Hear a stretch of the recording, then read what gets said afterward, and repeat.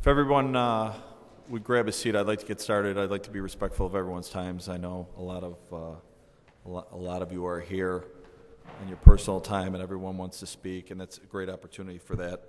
So real quick, I'm Mike Kelly. I'm the General Superintendent and CEO of the Chicago Park District. I believe this is my 9th budget hearing. I see a lot of old friends and familiar faces in the room, so welcome to our first regional budget hearing. Can everybody hear me fine? It's a little bit of feedback for me, but can everybody hear me? It's fine. Do you want me to do some housekeeping stuff, like introduce the translators first? Oh, sure, yes. Okay. So before we start, I'd like to ask our Spanish interpreter to come forward to determine if their services will be needed this evening. Go ahead. Hi, I'm Alex Zamora. I'm a Spanish translator. If anybody needs one, just raise your hand and I'll be happy to translate for you. Okay? In Spanish, can you? Spanish. I'm sorry. En Spanish. En español. Gracias. A cualquier persona que necesite un intérprete, voy a estar aquí sentado.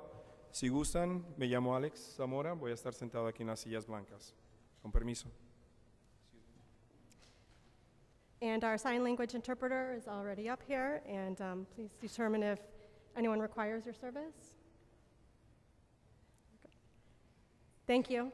I'm Juliette Azimi, the Budget Director for the Chicago Park District, and I'd like to welcome you to the South Region Budget Hearing for the 2013 operating budget.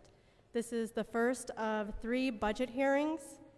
The Central Region Budget Hearing will be held tomorrow, September 20th, at Douglas Park, 1401 South Sacramento.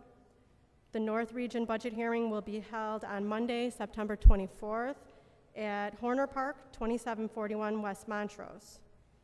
We'll start the evening off with opening remarks from our General Superintendent and CEO, Michael Kelly.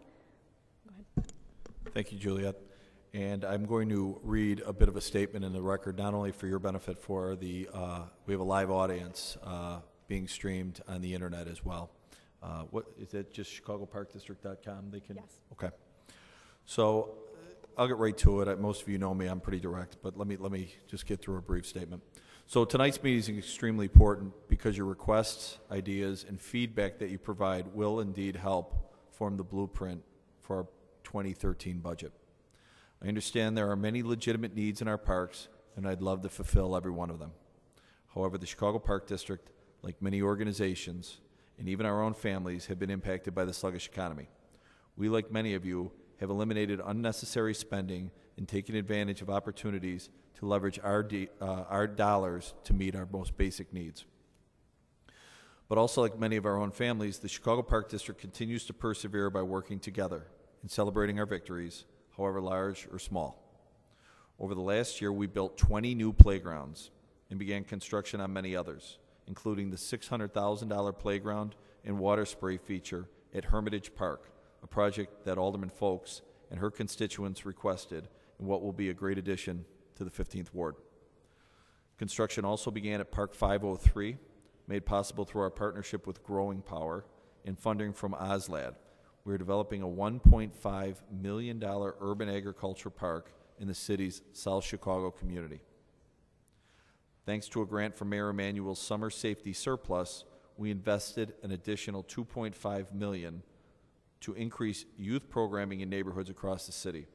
As a result, we launched Roland Recreation, which offered free activities to more than 18,000 residents at parks across the city, including stops in Auburn Gresham, South Chicago, Englewood, and Roseland. And this, in fact, had a great impact on our teen sports programming. We've expanded Junior Bears football to 5 additional parks, which has created opportunities for hundreds more kids to participate in our positive activities. So during last year's budget hearings, many of you expressed the need for more staff in your parks, and we heard you. So I'm proud to say since the beginning of the year, we've hired more than 4,000 positions. So we've filled more than 4,000 positions, including 57 full-time positions and 132 part-time positions and 3,800 seasonal positions.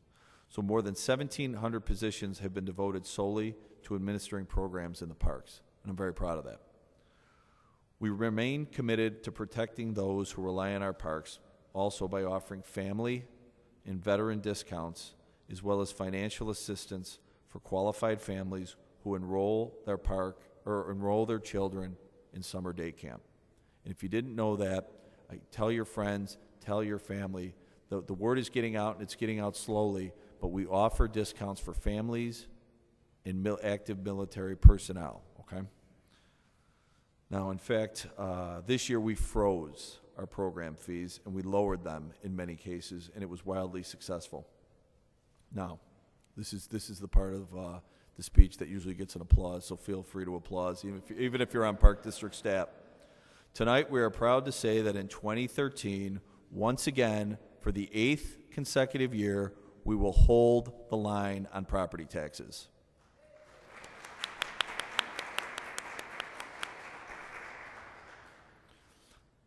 Now, and over the past 7 days, as thousands of parents waited for the teachers' union strike to end, we continued to meet the needs of Chicago's families. We opened the doors of over 78 parks throughout Chicago and provided programming for almost 5,000 children per day toward the end. And I'm very proud of my staff for that. I think we played a major role, however you felt about the issue. The bottom line is we were children first, and it was very important to the children of Chicago that we were there for them.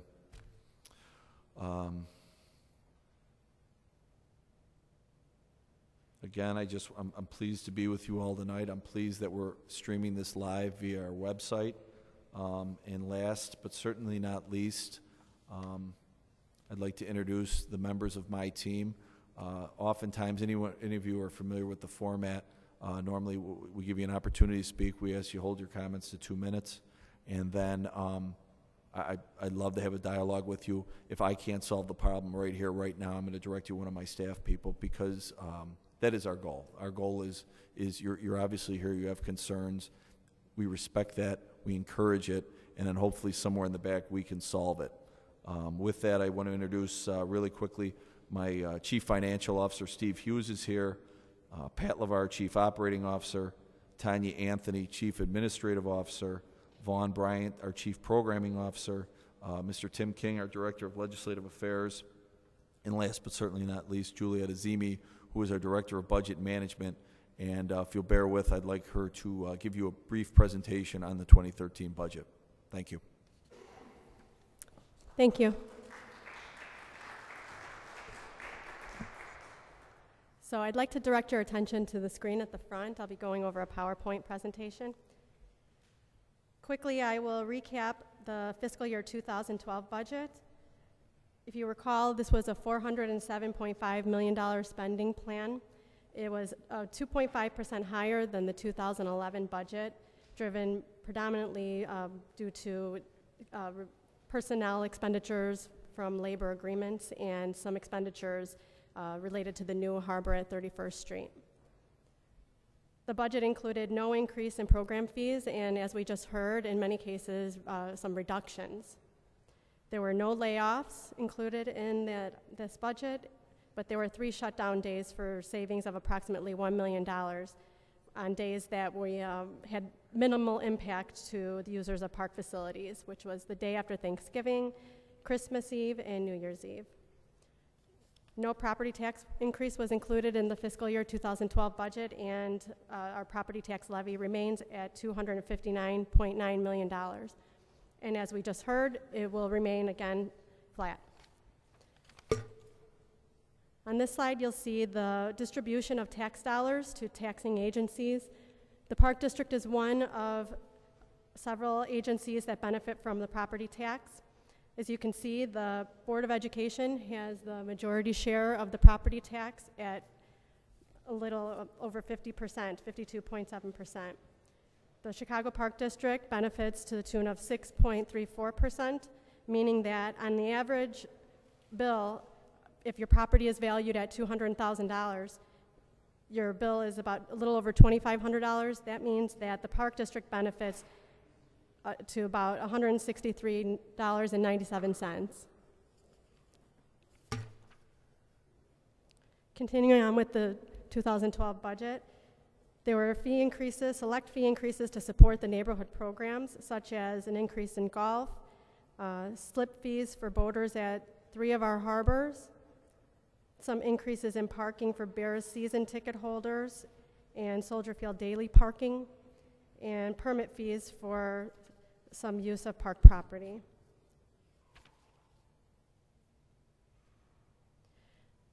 There was no change in museums in the park or zoo funding. We provide funding to the tune of $30.6 million to museums in the park, Lincoln Park Zoo, and that support continues.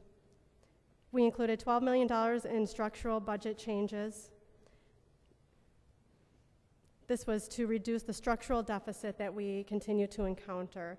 We did a combination of debt refinancing, reallocating some debt payment to support park operations, and we eliminated some positions, and we had some reductions in central admin, and we had some other non-personnel cuts. We also had one-time use of $13.3 million of our fund balance.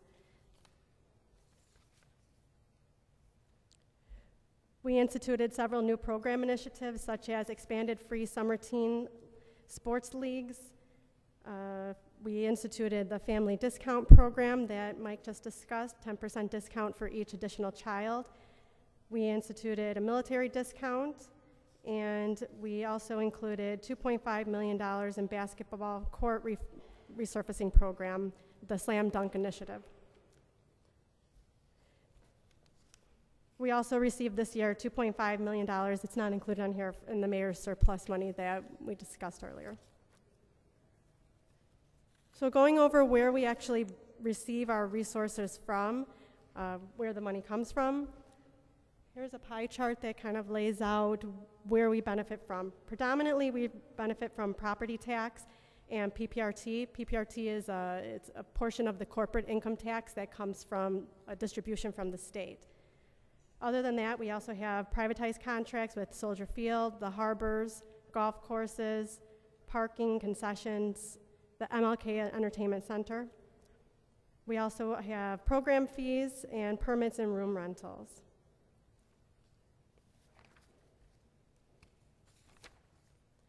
Where the money goes, you can see is a slide here on our operating expenses is predominantly, a little over 40% is personnel expenses, followed by debt service, 22%, privatized contract management, and then aquariums and museums.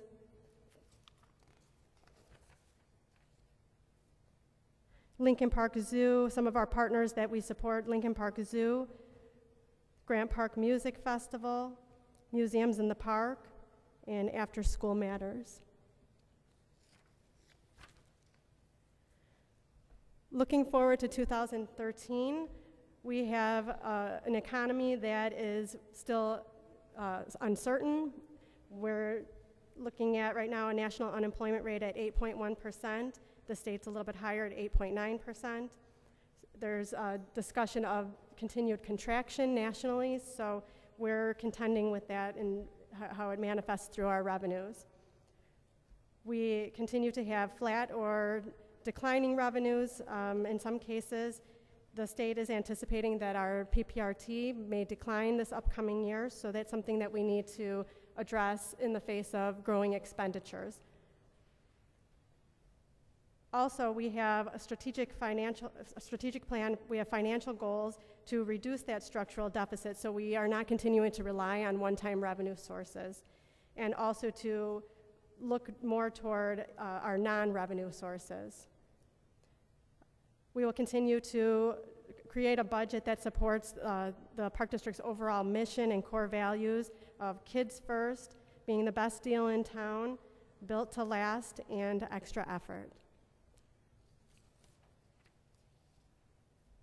Moving forward, after we've already carried out 18 area budget meetings between the end of July and the beginning of August. And after this region hearing, we'll have 2 more. Then next steps are to introduce an appropriation ordinance to our board. That would be the end of October. We'll release public documents the week of November 16th. There will be a public hearing on the budget December 5th, and our board will vote on the budget December 12th. In addition, we're taking all budget ideas online for anybody who can't actually attend one of these hearings. So there's a forum there, and we welcome your suggestions through that forum. Okay, so now we'd like to hear from you. Please remember to keep your comments to 2 minutes. Have respect for the other speakers. I'll call 3 names at a time. Please be ready at the mic when it's your turn. And I guess we can begin. Before we start, I would like to recognize the Alderman of the Great Fifth Ward, Alderman Leslie Harrison.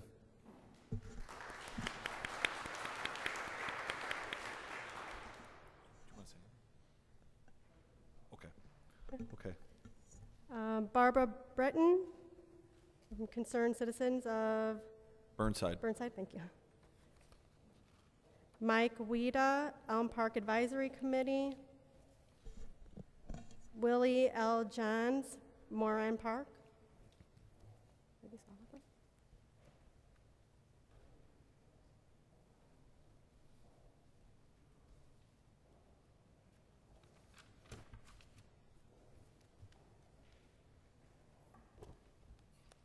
Again, my name is Barbara Britton. I'm representing the Burnside Park, 9400 South Greenwood. And I just wanted to mention the first thing, that the activities that the park provided every Friday during the summer, you know, the trucks would come out, the mobile trucks would come out and have activities for the children. That went over really well this year. Sorry, ma'am, could you move it just down? We're in a weird spot here. Thank you. Thank you. Last thing you said was something went really well. Continue. Yeah, the park, the mobile parks, the buses that came out for the activities every Friday for the children. Recreation. Yeah, that went over really well. Great. And we are hoping that we could have it again next year too. Okay.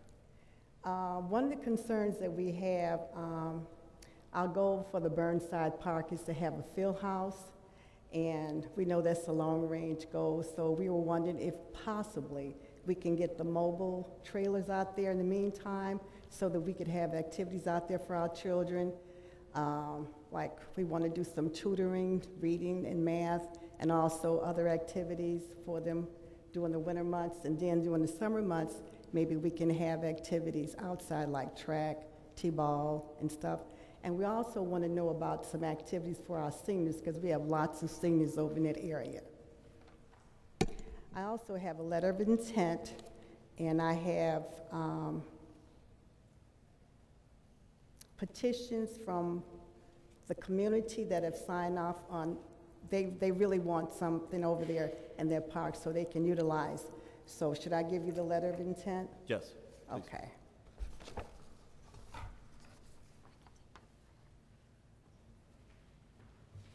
And that's all I have to say. Great, thank you. We will follow. I'll have someone follow up with your park on your requests. Okay. Okay, thank you. Thank you.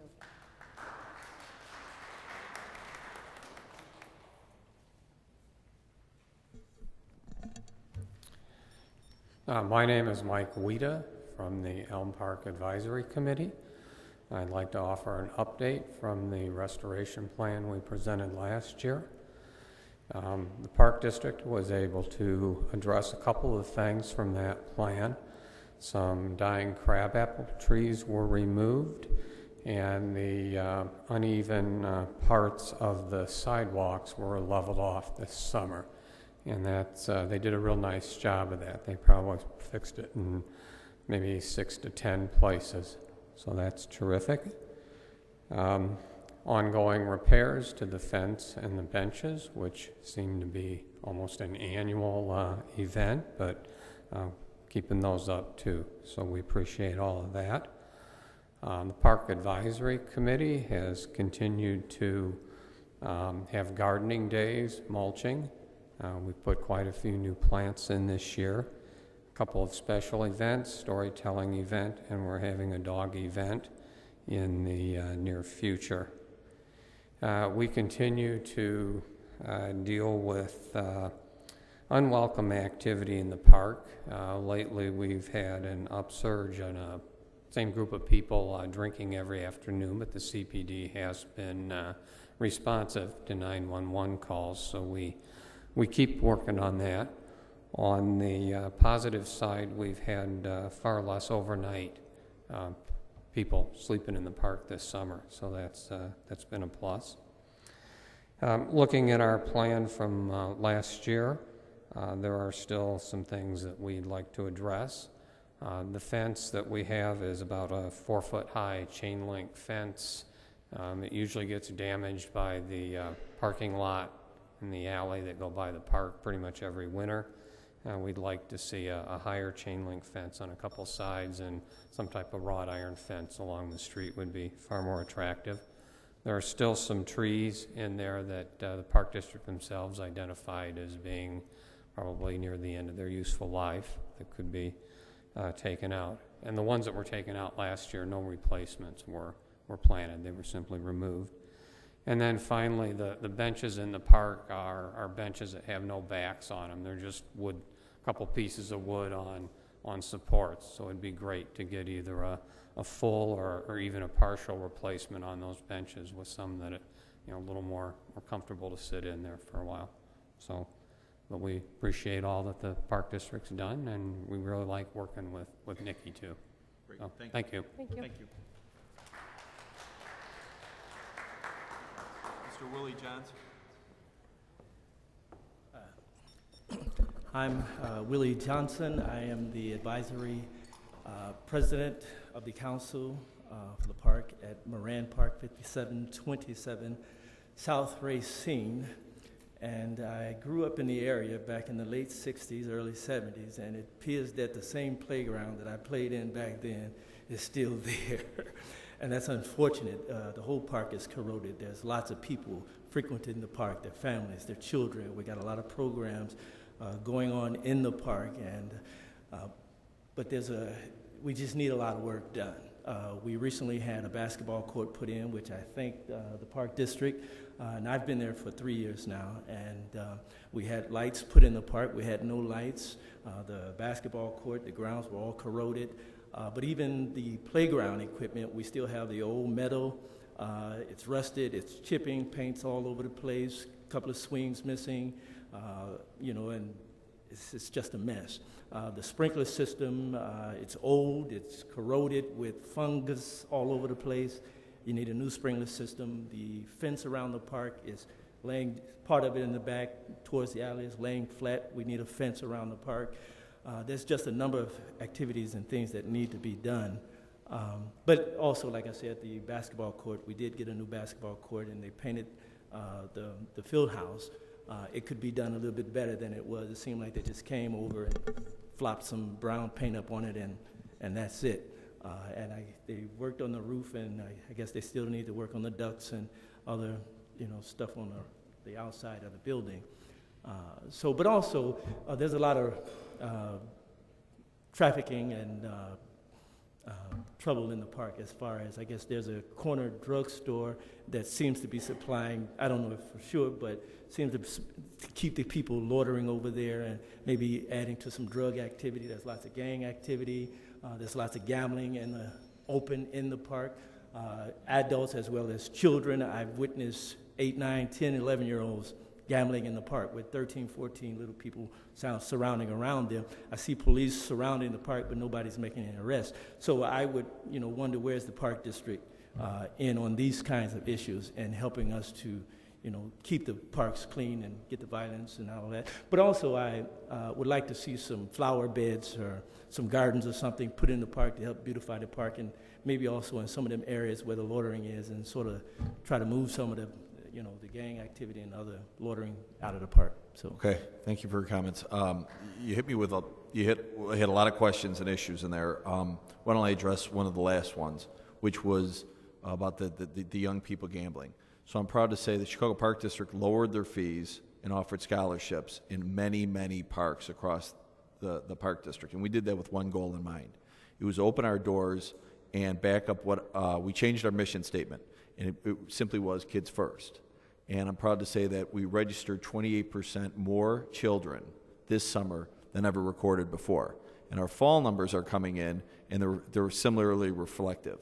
I don't know the numbers off the top of my head at Moran, but I can tell you that we have prioritized kids, and we are opening the doors. There are opportunities at Moran Park for 9 and 10-year-olds. I guarantee it. The crime, you've got to call 911. The Chicago Police Department is our security force. I mean, we have very limited amounts of security, but they dial 911 just like anyone else. So I do take your comments seriously. I will pass this along to my team, and we will address them accordingly, okay? Thank you.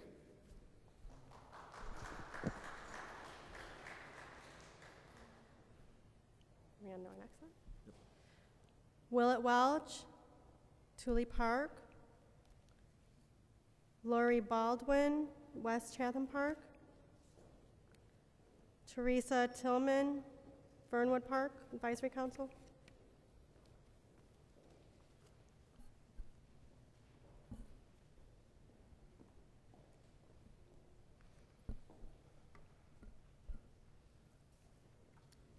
Good evening. Can you see me? I can see you. I can hear you. My name is Willette Welch, and I am the president of the Thule Park Advisory Council. On behalf of the council and members of the community, first I would like to take this opportunity to thank you for letting us speak to you today. And I would also like to thank the Park District staff for all of their hard work all year round, and just to say that the resurfacing of the basketball court was a big hit at Thule Park.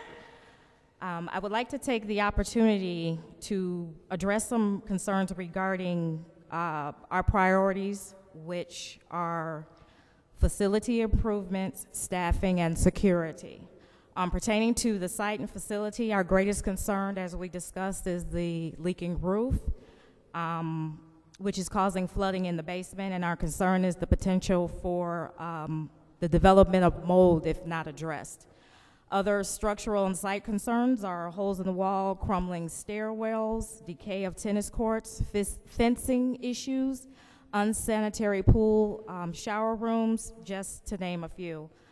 On the matter of staffing, our concern is having only one staff member man such a large facility at any one time, especially on the Saturdays from 9 to 5. There is only one staff member, and we feel that no single person can adequately supervise and maintain a building and monitor activity on the grounds.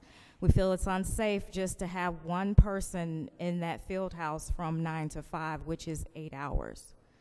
Regarding security, as you may know, the South Side of Chicago has experienced an increase in crime, and we have noticed gang activity, gambling, violations of Park District Code of Conduct on a daily basis, both during and after park hours. And we feel having a security guard to help staff address these issues would be helpful. Due to time constraints here, we prepared a packet for you to look at, a letter in detail with pictures of the damagings of various structural issues. We would also ask that if time permits, the Advisory Council be giving an opportunity to meet with you further to discuss our issues in detail. Sure. Thank you for your time. Again, my name is Willette Welch, and I approve this message. Thank you.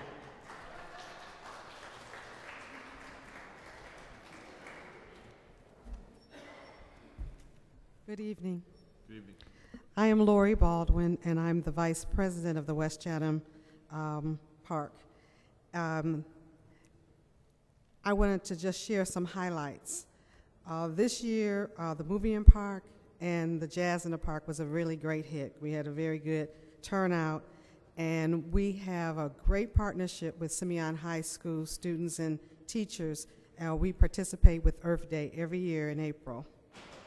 I also want to acknowledge and let you know that the Park Advisory Council and our past superintendent, Valerie Tynes-Lyons, had a wonderful working relationship, and we do appreciate her still coming back and forth since she's been reassigned. One of our main issues is anticipating the hiring of a new park supervisor, as well as the park attendant. Last year, we were told at the hearing that it was on the budget, and I'm not sure if it's still on the budget, but that's one of the things that we wanted to discuss and to highlight, that we do need, because of all the activity, a park attendant. We have submitted as a handout the same requests that we had last year that were not yet developed and finalized. The resurfacing of 2 of our tennis courts, with one of the courts being a multi-purpose court, all the baseball diamonds being resurfaced, the picnic tables being bolted down, as well as designated picnic groves. We have a very active park, and we think one of the ways to control crowds and to control the uses of the park during the summer is to have groves.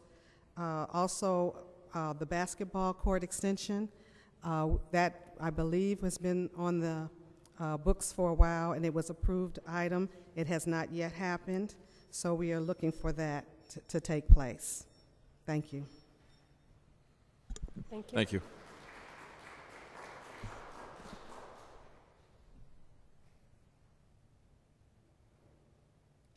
Good evening. My name is Teresa Tillman Terry, and I'm Vice President of Fernwood Park Advisory Council at 10436 South Wallace. First of all, I want to thank you all for the work that has been done at the park, new doors, resurfacing of the basketball courts, fixing the baseball diamond, and we still have a lot of unresolved issues, such as we're still waiting on ceiling tile to be replaced throughout the building. They have taken down a lot of tile because it was falling, so we're still waiting for the tile. One of our air conditioner ducts is out in the gym, so it was very unpleasant, even though we had new fans, but it was still very uncomfortable to utilize the gym during the summer on the real hot days. We're asking if we could we have over 100 plus seniors in our park that utilize the park every week. Okay. And we have a lot that are physically challenged, so if we could have automated door or something in the front so they can come in with their wheelchairs to make it a little bit more accessible for them, especially if they come to the park on their own. Also, in our shower rooms, we have no separation. We have a lot of disfigured people also, so there's no privacy in the shower area for them. Our tennis courts have not been resurfaced in a while, several years, so they need to be resurfaced. We were trying to get a washer and dryer installed. We had groups that had donated uniforms for the basketball teams, for the swim teams, and we don't want the kids to take the uniforms home because they don't make them back. So we're asking that we can get a wash and dryer put in on site so that we could keep the uniforms there without someone dragging them off. Also, we have a rodent control problem. That when we want to do fundraisers, we can't bring stuff and leave it because of the problem, and so we have to come to the event with everything that we need to bring for fundraisers. And also, if we could get a security gate on the parking lot. Is there one now? No. Okay. No, and there's a lot of activity going on in the parking lot. We've had a lot of people that were robbed on the parking lot, during hours, after hours, gun sight right there. But overall, we're trying to improve our activities to not just focus on the kids, but to focus on the families in the communities and get them back involved. So if we can address our senior issues, because that's our largest group that patrons of the park, that we can get more families back and active in our park. I'm with you. I'm with you on that. Thank you. All right, thank you.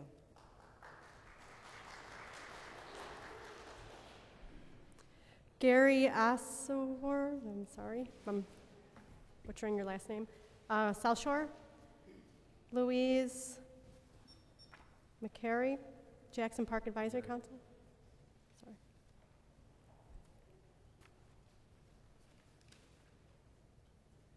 You guys are always 1-2. Every time I talk to you, it's always boom, boom. And Gary always goes first. Well, that's because these parks are in ways integral. In fact, some people have said we could co-promote things, including with the golf and things. We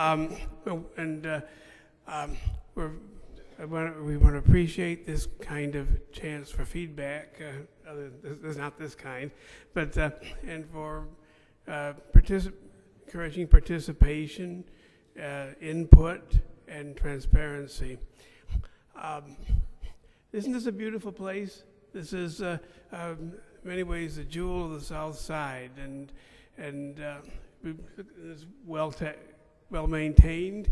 And there's a program coming up with exterior and outdoor theater work going on too, and that's partly what this applies to, and also additional upgrades are needed inside naturally, as you expect. A place is in the 100-year-old range and repurposed and serves many different kinds of needs, from the school programs to the events and concerts that we host and that the Park District has hosted, such as the Shakespeare in the Park, which I want to thank you for. It was really nice. Yep. And so there's a lot of next year. Next year. Right. A lot of different kinds of things and programs that are coming. Many of them are free to the public, by the way. And we're working with the Park District on figuring out the kinds of partnerships, what that entails, long range, instead of things coming and going, kind of how we can have stability and diversity of programming and serve diverse kinds of needs as well. We have not had an awful lot of concerns with security right here, but there have been some recently, some people coming in, borrowing the flowers, and a tragic thing the other night over here too, which the park is not connected with the Park District, but it's certainly a black eye when that sort of thing can happen, especially endangering the lives of the horses, for example. But we look forward to continuing to grow the place, to grow this to grow the South Side, and I'm sure that we work together with the aldermen, and we do planning, and we're going to have this bring the South Side. We're going to bring the South Side back, aren't we, Leslie? Right. Take care. Great. Thank you, Gary.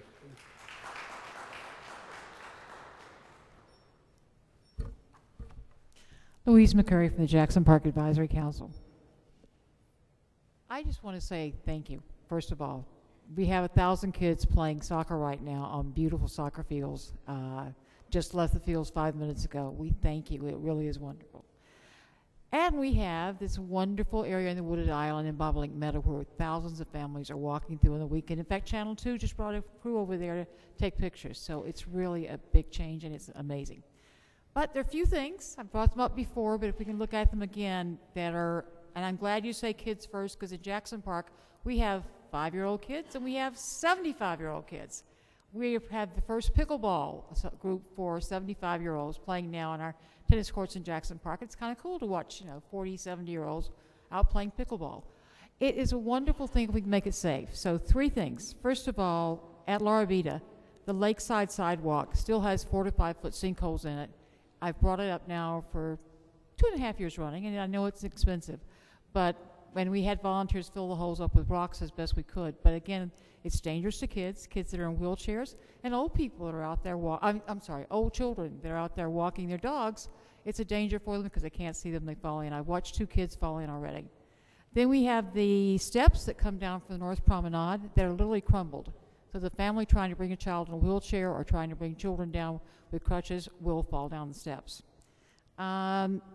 The water fountain that is at 66 of the Lakeside Sidewalk has been leaking for years, and so now literally it's created a sinkhole under the sidewalk all the way down to the beach, and there's now a 3-foot drop where the water fountain's been leaking.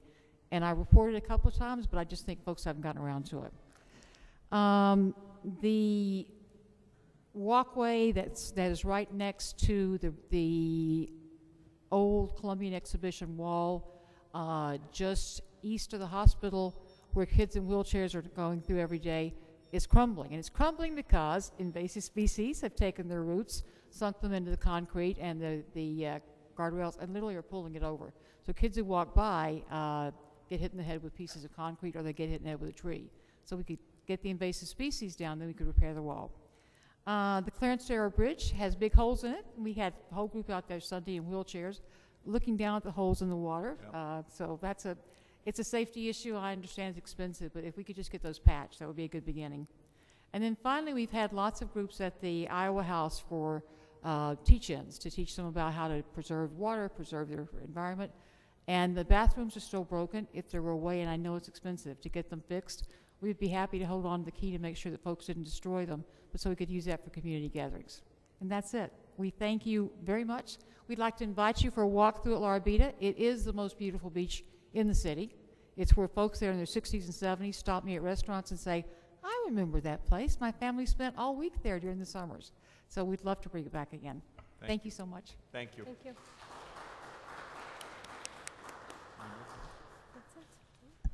I think that, we got one more. You're welcome. I'm Dolores Lucas. I apologize for not making the list. I was on public transportation and you guys closed the list, but I'm here now. Thank you so much. I'm representing Golden Gate Park on 131st or 130th and Eberhard. I'm part of Friends of Golden Gate Park, and I've been a member since 1967. This park is very dear to the community, and I have created a list of capital improvement items that we would enjoy getting. One, we need 2 handicap curbs at our park, 130th and Eberhard, and 131st and Vernon entrances. We have quite a few wheelchair-bound residents that are unable to enter the park easily, and they have really requested that, and it is badly needed. We're also interested in getting park benches along the park walkways towards our basketball court. We're asking for picnic tables so that we could sit out and have lunch and enjoy the beauty of the park. We are also in need of a pavilion of some type where we can get protection from the sun when we have community meetings. We currently do not have a field house, right. So we're a small 5-acre park, but we do hold community meetings and we do need protection from the sun. We also are asking for a walking track with wellness stations, new children's playground equipment with interactive water features, and last but not least, a request for acquisition of new open spaces at 130th and Eberhard lot. I am extremely pleased that many of these items has been asked for year after year, but we are getting closer and closer to achieving our walking track. I have in my hot hand here a option, what are they calling it? Proposed plan option 1 for our proposed walking track. So thank you very much for putting that on the list. I'm a bit surprised that this option is dated February 14, 2011, and I just got a hold of it a couple of months ago. I'm very eager to meet with whoever works on this and provide a few suggestions. Pat LeVar. Okay. Just, I can explain that without having probably ever seen that document. Sometimes coming up with a concept that tends to go ahead of the funding. and this is probably as good a time as anyway since most of the speakers have stayed, but I didn't give the annual speech on capital. Every year we give an operating budget speech and sort of what's going on for the next year, but most of the discussion ends up going around capital. The long and short of it is this: like every year, we have $35 million in capital. 2/3 of that immediately goes to maintenance. We have over 250 buildings, all those leaky roofs and leaky facilities and broken benches. That all goes to just maintaining what we have. That leaves us with 1/3 of that. You divide that by 50, right? 50 wards in the city, and it comes out to probably a $200,000 award. That isn't much. What we've had wild success is partnering with aldermen like Alderman Hairston to stretch those dollars.